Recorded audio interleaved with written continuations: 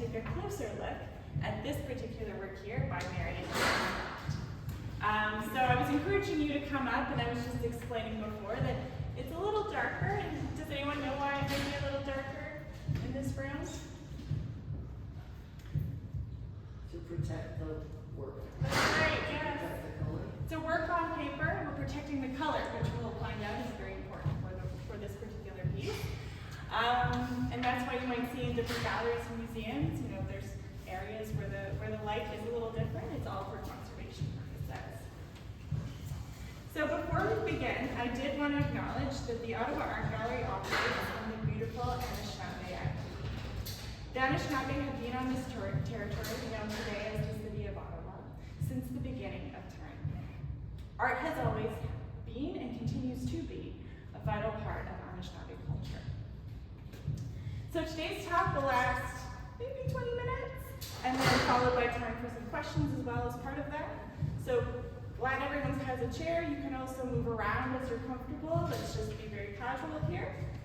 Also note that this talk is being recorded for social media or for future access for the gallery and visitors, especially since a lot of people can't make it out today. It would be great that people can see this later. So, as I mentioned before, this is just one of today's events. We'll also invite you to join us for our Art and Tea program, which is on floor 3 on our Alma Jogging Salon, right after this talk at 1 o'clock. Okay, so let's take a close look at this artwork. So Marian Scott created this piece, Untitled, from 1970, using oil pastel, acrylic, and graphite on paper. It's a very valued part of our Firestone collection of Canadian art. So, some of you had the opportunity to take a look. What stands out to you first? A particular shape, a particular color? What does it evoke? Any emotions or feelings? No wrong answers, not a quiz. Just love to hear your first impressions. I have a lot of things to say about it, but I'd love to hear some of your impressions first. It's very symmetrical. Yeah. That's the first thing that strikes me. Beautiful complementary color. Yes. Blue seems to be the most important element. Mm-hmm. The colors are really, really bright. Yes. Bold, bright colors. Yep. Diamond shapes. Yes. First thing I see. Very geometric. Yeah.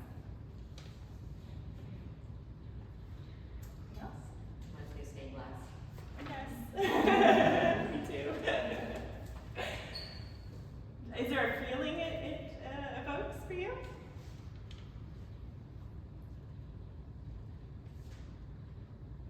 It has energy. Mm-hmm. Mm-hmm. This is not like a quiet piece in the corner, right? It seems sort of almost childlike in the sense of the bright colors and the simplicity Yes.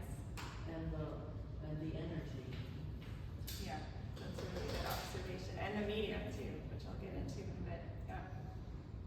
Mm-hmm. Okay, well those were all really good thoughts. So for me, at first glance, this piece represents a very captivating arrangement of interlocking triangles and diamonds, creating a very kaleidoscopic effect.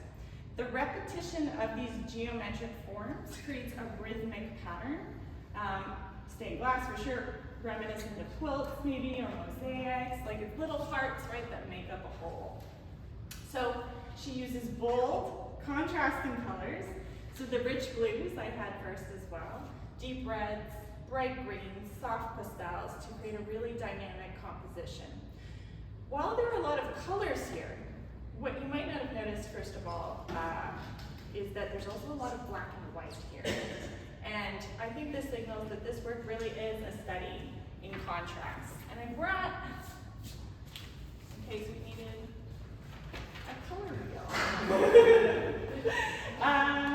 Contrasting colors or complementary colors are colors on the wheel that are right across from each other. When you put them beside each other, it creates that like energy that we're talking about here. So a really good example in this work is when you have the blue and the orange right beside each other, right? That is like one of those moments where she's bringing those complementary colors together, right? Those contrasting colors.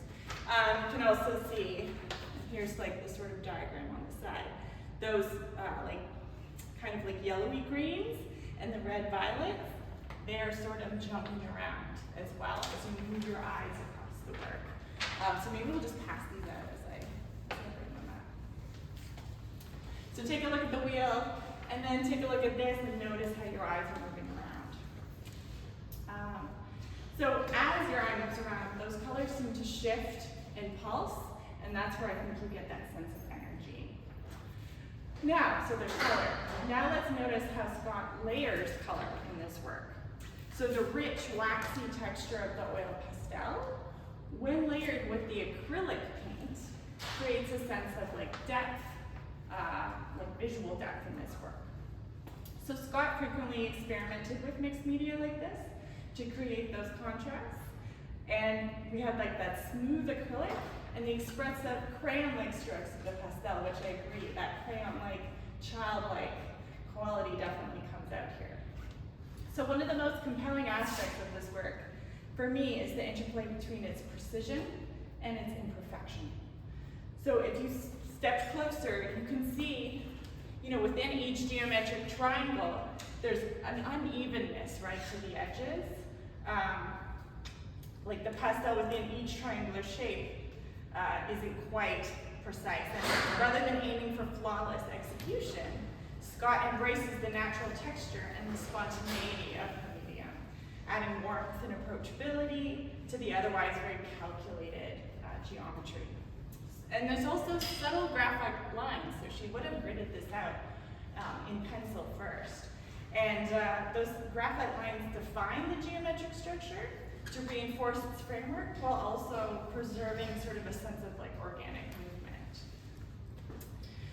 So notice too how the pattern, we did talk about pattern and symmetry, but it's kind of interrupted at the right side here. And so this like little break, right, we have all white here. This break, I believe, allows the eye a moment to pause before continuing its journey around the composition. It also signals Scott's juxtaposition of discipline, experimentation, control, spontaneity, order, and unpredictability. And also, if this was filled in, I think it would be too perfect, which is exactly her point of like, I'm not going to be too precise with this geometrical composition. So, why is this piece untitled? I'm sure you see that all the time in galleries.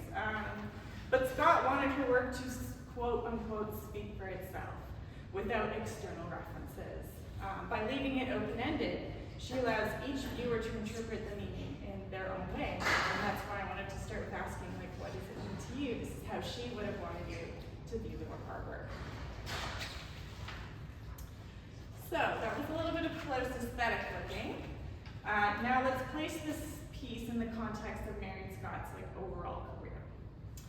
So born in 1906 in Montreal, Scott demonstrated an early passion for art and studied at the École des Beaux-Arts de Montreal in 1924. She was a pioneering female artist at a time when women in the arts were often marginalized, and she faced significant challenges. She was not only had to navigate like the male-dominated art world, but also balance the demanding roles of mother and artist. So many challenges for her at that time.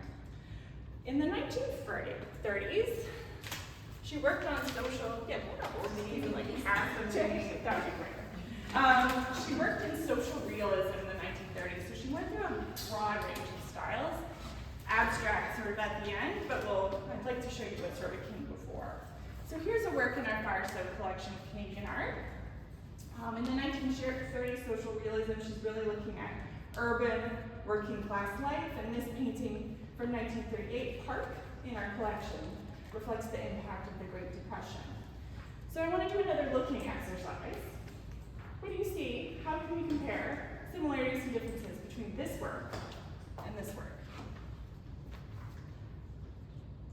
It's darker. Yep. And that probably is a reflection of, But it repeats all our shapes. yes, repeated repeated shapes, pattern, procession of pattern.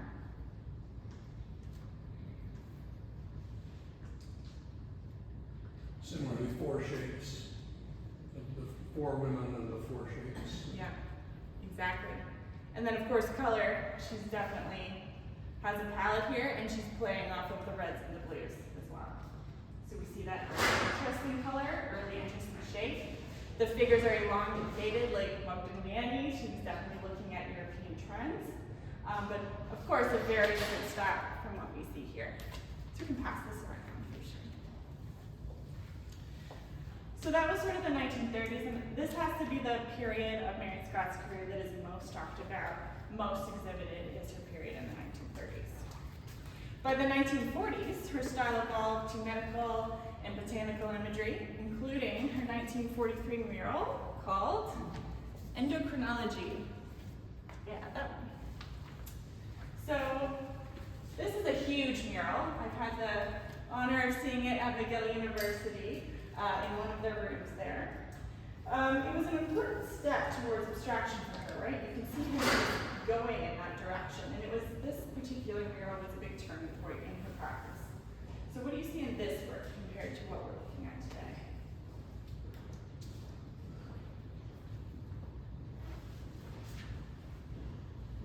Lots of straight lines and geometric shapes. It's more explicitly allegorical. Exactly. You see sort of that like Fibonacci kind of shell in the so these structures underlying the figurative work, but yet certainly allegorical, and then those lines that she would have put on the canvas first before overlaying color and figure. And it's also very organic, while at the same time it's being very rigid. So that was sort of the 40s, and then in the 50s, she started to incorporate religious iconography in this piece from our Firestone collection from 1955. So at first glance, you're going to probably say, oh, this is completely different. Yeah, she's exploring science and religion at the exact same time. They very much overlap, but she starts to get into this in the 50s. And what do you notice with this work?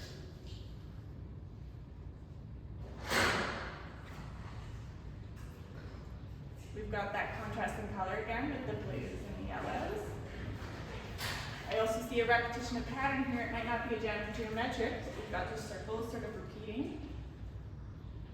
And what I love is that with this one, it's a researcher kind of getting to, reaching out like a Michelangelo, getting to the nucleus of science.